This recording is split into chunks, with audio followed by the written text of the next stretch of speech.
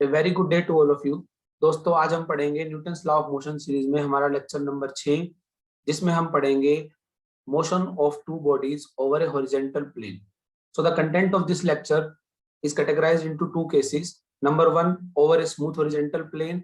Number two, over a rough horizontal plane. इसमें हम वही निकालेंगे जो हमने पिछले लेक्चर में निकाला था, एक्सेलरेशन, टेंशन, प्रेशर, और उसके बेस पे हम कुछ न्यूमेरिकल्स करेंगे। सबसे पहले हम पढ़ते हैं over a smooth horizontal plane. आप ये फिगर देखिए, जिसमें हमने एक स्ट्रिंग ली, जिसको हमने दो मासेस से अटैच कर दिया। एक मास पुली के एक तरफ है, एक मास पुली के दूसरी तरफ है। जो दूसरा मास है वो हमने एक प्लेन के ऊपर अटैच कर दिया। तो हमारे पास total length of the string हमने मान ली L। तो एक पार्ट को हमने x मान लिया, दूसरे पार्ट को हमने y मान लिया। बिल्कुल सेम पिछली तरह से x प्लस वाई हमारे पास L हो जाएगा। इसका derivative with respect to t करेंगे तो हमारे पास dx by dt is equal to minus dy by dt आ जाएगा। अगेन डिफरेंशिएशन करेंगे तो हमारे पास d2x by dt square is equal to minus d2y by dt square आ जाएगा। इससे हमें क्या पता चलता है कि एक्सेलरेशन और वेलोसिटीज दोनों मोशंस की हमारे पास सेम होगी, लेकिन डायरेक्शन उसकी अपोजिट होगी। एक हमारे पास अगर ये डाउनवर्ड जा रहा है तो ये हमारे पास राइट जाएगा, अगर ये अपवर्ड जा रहा है तो ये हमारे पास लेफ्ट जाएगा। लेकिन मोशन हमारा m1 ग्रेटर देन होगा तो वो डाउनवर्ड की तरफ जाएगा और हमारी बॉडी राइट की तरफ रिफ्लेक्ट होगी। सो हमारे पास सबसे पहला आर्टिकल आता है टू फाइंड f। अब सबसे पहले बच्चों ध्यान से देखो कि कोई भी मास m1 है तो हमारे पास m1 m2 से बड़ा है, तो मोशन हमारा इस तरह डिस्प्लेस होगा। m1 का जो हमारे पास वेट होगा वो क्या बनेगा, m1g। जैसे ही वेट इसके ऊपर लगेगा हमारे पास अपोजिट एक रिएक्शन फोर्स आता है। स्ट्रिंग के केस में वो रिएक्शन फोर्स हमारी टेंशन हो जाती है, तो टी टेंशन हमारा अपर डायरेक्शन में एक्ट करेगा। ओवर ए पुली केस में हमारे पास सेम m2g और t आता था, लेकिन इस केस में हमारे पास क्या होगा, जो हमारे पास प्लेन के ऊपर हमारा मास रखा हुआ है वो हमारा बैलेंस हो गया रिएक्शन फोर्स से। सो m2g is balanced bye r। तो हमारे पास जो सेकंड मास को मूव कराने वाला जो मोशन होगा, जो फोर्स होगा, वो सिर्फ t होगा। सो सबसे पहले हमें एक्सेलरेशन निकालनी है, तो हम निकाल लेते हैं effective motion of mass m1। वो क्या बनेगा, डाउनवर्ड है तो m1g minus t is equal to m1f। f is the acceleration of the motion. Second हमारे पास equation of motion of mass m2, m2g और r बैलेंस हो गए हैं, तो जो मोशन है वो सिर्फ t की वजह से है, तो t is equal to m2 है।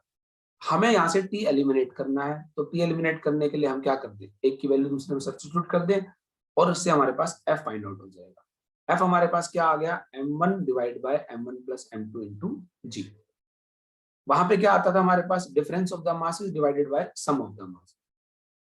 अब टू फाइंड t, अब t निकालने के लिए हमें क्या करना पड़ेगा, इस f की वैल्यू किसी भी एक इक्वेशन में फाइंड आउट कर दो। तो बेटर है हम इसको सेकंड इक्वेशन में पुट कर दें। तो सेकंड इक्वेशन में पुट करते हैं, हमारे पास t आ गया m1 m2 divide by m1 plus m2 into g। जबकि पुली के केस में क्या आता था, 2m1 m2 divide by m1 plus m2 into g। अब हमें निकालना है यहाँ पर प्रेशर ऑन द पुली। इस पुली के ऊपर हमारा क्या प्रेशर लग रहा होगा। अब देखो, पिछले केस में दोनों जो टेंशन थी वो पैरेलल थी, लेकिन अब की बार दोनों टेंशन कैसी है, परपेंडिकुलर। एक इस तरफ है, एक हमारे पास परपेंडिकुलर डायरेक्शन में है। तो फॉर्मूला वही सेम रहेगा।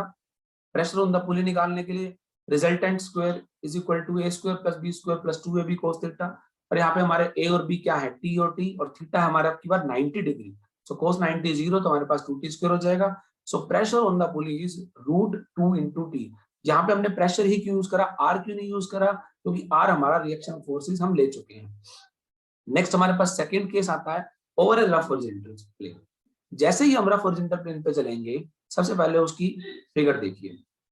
सेम फिगर है पिछले आर्टिकल की तरह ही, लेकिन रफ सरफेस पे हमारा फ्रिक्शन ऑफ फोर्सेस एक्ट कर जाता है। जो हमारे पास टेंशन मास को इधर लेके जाएगी, फ्रिक्शन उसको रोकेगा, वो उसको अपोजिट डायरेक्शन में लेके जाएगा। तो हमारा फ्रिक्शन ऑफ फोर्सेस होता है F is equal to mu R. So mu is the coefficient of friction here. बाकी सभी सेम है, m2g t, m1g और t, m1g t और m2g r। अब हमारे पास चलते हैं सेम उसी तरह से first motion m2g minus t is equal to m1f। पहली इक्वेशन ऑफ मोशन आ गई। सेकेंड इफेक्टिव फोर्स m2g और r बैलेंस्ड है, तो हमारे पास जो मोशन है वो t और म्यू आर की वजह से है। t हमारा राइट डायरेक्शन में उसको लेके जाएगा, लेकिन म्यू आर उसको अपोज करेगा। लेकिन मोशन तो राइट की तरफ चल रहा है, तो T minus mu R is equal to M2F, हमारे पास सेकंड फोर्स आ जाएगा। आर की वैल्यू हमने सब्स्टिट्यूट कर देनी है M2G। अब फर्स्ट टू सेकंड इक्वेशन से हमें T एलिमिनेट करना है, तो इनको ऐड कर दो, T एलिमिनेट हो जाएगा। एलिमिनेट करते हमारे पास F आ जाएगा, that is M1 minus mu M2 divide by M1 plus M2 into G। यहाँ पर म्यू हमारा कोफिशिएंट ऑफ फ्रिक्शन है जो ऐड हो गया है। सेम उसी तरह हमने टेंशन निकालनी है, इस F की वैल्यू को किसी भी एक इक्वेशन में सब्स्टिट्यूट कर दो, आपके पास T आ जाएगा। So to find T substitute the value, we will get T 1 plus mu M1 M2 divide by M1 plus M2 into G।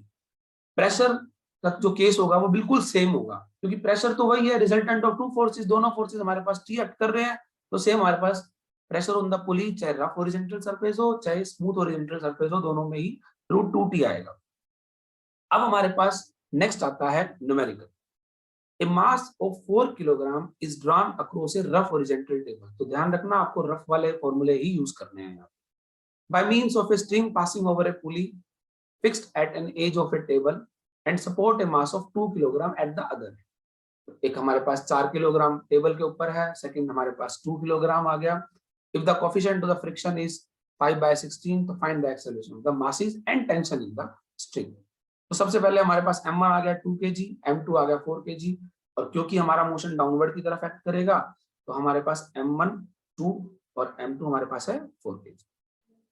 Apply the formula coefficient of friction वाला, rough surface वाला, M1 minus mu M2 divide by M1 plus M2 into G। Substitute the values here, you will get your acceleration of the system. तो हमारे पास वो आ गई G/8। अब हमें निकालना है टेंशन इन द स्ट्रिंग, क्योंकि टेंशन हमारे पास T है, तो हम कैसे सॉर्ट आउट करेंगे? हमारे पास सिंपल सा फॉर्मूला है, T is equal to 1 plus mu M1 M2 divide by M1 plus M2 into G। अब क्या करो, सारी से वैल्यू सब्स्टिट्यूट कर दो, हमारे पास T की वैल्यू आ गई 7/4 G न्यूटन। तो इस तरह से हम सिंपल बेसिक फॉर्मूले से हमारे एक्सेलरेशन और टेंशन इन द मोशन और स्ट्रिंग निकाल सकते हैं। एक सिंपल फॉर्मूला बेस्ड क्वेश्चन था। सेकंड न्यूमेरिकल हमारे पास है, A block B on a smooth table is tied to a block A and C। Figure से देखो B ब्लॉक को हमने A और C दो जगह से टाइड कर रखा है। By string which passes over a frictionless pulley। अब इसके ऊपर फ्रिक्शनलेस बोल दिया, तो ये हमारे पास एक स्मूथ हॉरिजॉन्टल सरफेस पे है। On opposite edges as shown in the figure। कहता है A का जो वेट है वो 8 किलोग्राम है, जो B का है वो 20 है, जो C का है वो 20 है। जैसे ही इसके ऊपर वेट हम डिस्क्राइब कर देंगे तो सिस्टम मोशन में आ जाएगा। तो find the acceleration of the system and tension on the string on both side. अब ध्यान से देखना, हमारे पास जैसे ही हमने इसके ऊपर वेट लगाया, सी पे हमारा 20 वेट था, तो 20 G हमारा मोशन नीचे चला जाएगा, हमारे पास टेंशन आ जाएगी T। बी पे 20 है तो 20 G R से बैलेंस हो जाएगा। ए पे 8 है तो 8 G और T बैलेंस हो जाएंगे। अब क्योंकि अगर ये बीच में मोशन बीच में हमारा मास भी नहीं होता, तो दोनों साइड हमारी जो स्ट्रिंग का जो टेंशन है वो सेम होता। लेकिन अब वेट आ गया, तो एक तरफ वेट की अकॉर्डिंग अलग टेंशन एक्ट करेगी, दूसरी तरफ अलग टेंशन एक्ट करेगी। तो हमने मान लिया T1 और T2 दो टेंशन है, दो अलग अलग पार्ट्स ऑफ द स्ट्रिंग में। एक पार्ट बी के राइट साइड है, एक पार्ट बी के लेफ्ट साइड है। जैसे इस पे वेट आएगा, 20 किलोग्राम वेट ज्यादा है, तो मोशन सी की तरफ मूव करने लग जाएगा। सो हमारे पास ये फिगर आ जाएगी, motion in the system B हमारा डिस्प्लेस हो जाएगा, हमारे पास मोशन डाउनवर्ड्स टुवर्ड्स सी चल पड़ेगा। अब यहाँ पर हम कौन सा फॉर्मूला यूज करें? सबसे पहली बात हमारे पास ये आ गई, अब ना तो ये रफ हॉरिजॉन्टल सरफेस है, ना ये स्मूथ हॉरिजॉन्टल सरफेस का फॉर्मूला लग सकता है यहाँ पर, क्योंकि जो हमने अब तक फॉर्मूले पढ़े थे वो सिर्फ 2 मासेस के ऊपर थे। अब ये 3 मास का क्वेश्चन हो गया, दोनों तरफ हमारी स्ट्रिंग अटैच है। तो ऐसे क्वेश्चंस को सिंप्लीफाई करने के लिए हमें कोई फॉर्मूला नहीं लगाना पड़ेगा, हमें अपने बेसिक थ्योरी पे चलना पड़ेगा।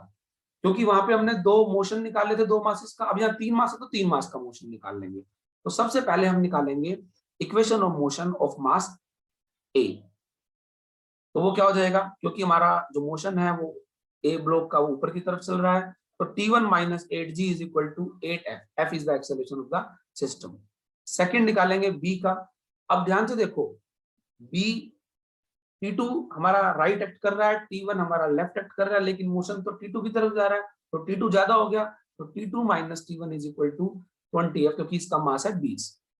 थर्ड हमारे पास motion of the block C, 20G minus T2 is equal to 20। ये 3 हमारे पास इक्वेशंस है। मुझे यहाँ से T1 और T2 एलिमिनेट करके सबसे पहले एक्सेलरेशन निकालनी है।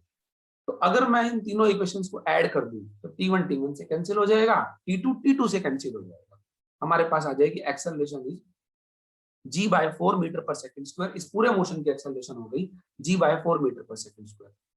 अगर इस f को मैं सब्स्टिट्यूट कर दूं इक्वेशन नंबर 1 में और सिंप्लीफाई कर दूं तो मेरे पास T1 आ जाएगा, tension in the one part of the string that is 10 g Newton.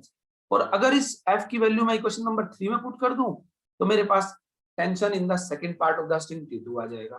इस तरह से मैं एक्सेलरेशन और टेंशन दोनों पार्ट्स की निकाल सकता हूं बिना फॉर्मूले का यूज करके, सिंपल बेसिक थ्योरी के कंसेप्ट से।